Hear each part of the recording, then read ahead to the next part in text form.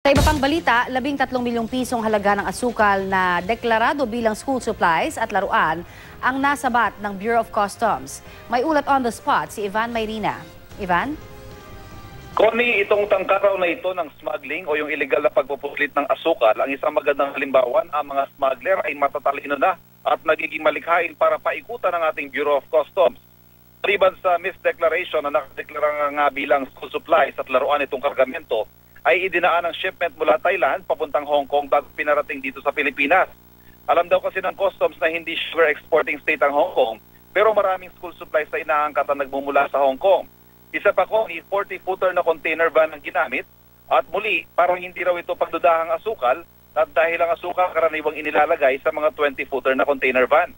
Dumating yung kabuang 8 container sa iba't ibang petsa mula sa iba't ibang shipper, muli para iligaw ang mga otoridad. At ang consignee isang fictitious office na may pangalang Real Top Enterprises na may address sa Binondo, Maynila. Pero nang i-check ng BOC, walang ganoong opisina sa address na nakasaad sa papeles ng kargamento.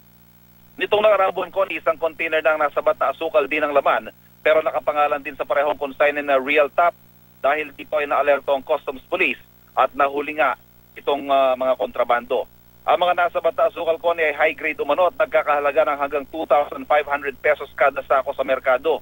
I-issuehan na ng warrant of seizure ang mga kargamento at saka i-auction para mapunta sa kaban ng bayan itong proceeds ng auction na ito ng mga kontrabando, Connie. Yes, Ivan, ito ay galing sa Thailand, tama ba?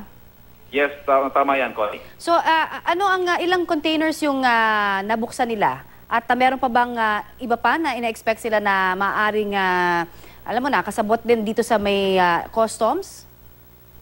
Connie, sa ngayon, ang tanging sinabi pa lamang nila ay itong 8 container ay nakapangalan dun sa isang consignee at itong consignee ang kanilang kasalukuyang hinahabol ngayon dahil nung puntahan nga nila yung declared address nito ay walang ganon na nag-exist. So therefore fictitious itong consignee na nakalagay sa papel. As to the customs personnel involved, sinabi lang nila na patuloy daw silang nagbabantay maging ng kanilang mga sariling tauhan para mapigilan itong mga kaparehong modus ng smuggling, Connie. Buti na lang, hindi nakalusot yan, Ivan, kundi baka magtaas din ang presyo ng asukal para sa price manipulation na naman. Maraming salamat, Ivan Mayrina.